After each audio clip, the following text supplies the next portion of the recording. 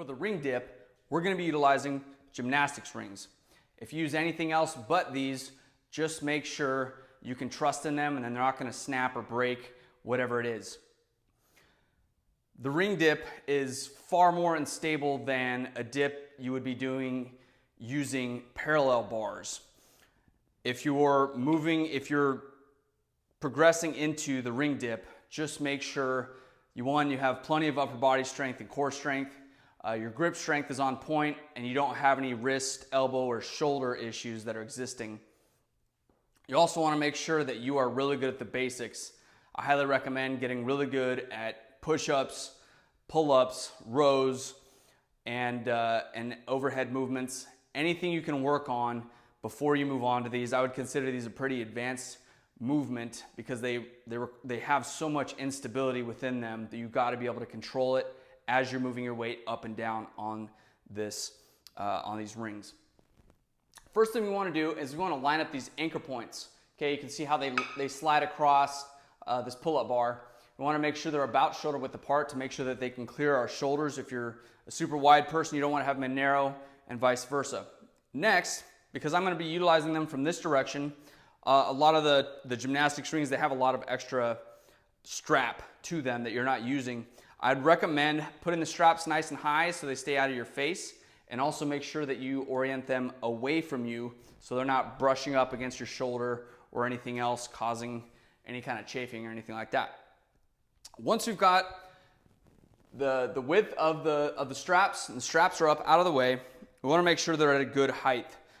Right here is just going to be as low as I would ever put them because for demonstration purposes, I just need enough clearance for me to lower myself down to the ground so that my knees don't touch.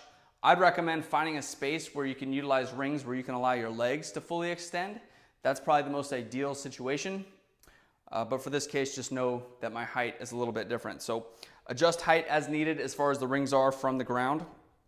The first thing I'm going to do is I'm going to establish my grip. I'm going to place my hand at the southernmost portion of the ring. We don't want to start out up here because as soon as we apply weight down, it's just going to slide back down. So go as low as you can on that ring. Wrap the thumb and fingers around nice and tight. You want to have a nice straight wrist. You don't want to have that wrist bent in. The nice thing is the top, more meaty part of your forearm is going to be resting up against the high side of the gymnastics ring. But again, thumb and fingers around. I do not recommend trying to do anything crazy like this. Putting your palm in there, you're just going to slip off and who knows what's going to happen. So thumb and fingers wrapped around at the southernmost portion of that ring. Next thing we're going to do is lock out those arms. We're going to line up our wrist, elbow, and shoulder. We don't want to go into this with a bent elbow. Instead, we're going to begin with the arms fully extended, put all our weight down. I'm going to bring my feet up off the ground. From this position, I'm going to take in a deep belly breath, keep my head nice and neutral. I'm going to lower myself towards the ground, bending at the elbows, keeping the forearms vertical until my arm is at about 90 degrees. Then I'm going to come back up. Allow your head to follow you as opposed to cranking the neck up and going from there. You'll also notice because of all the added instability, there's a tendency for you to start rocking backwards and forwards.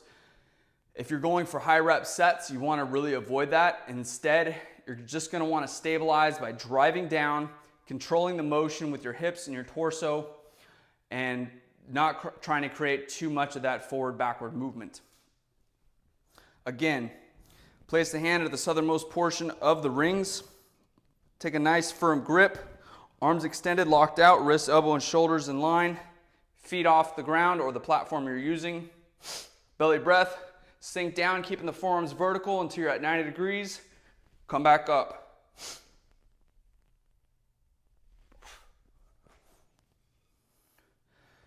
Try not to let go of them until your feet are secured on the ground.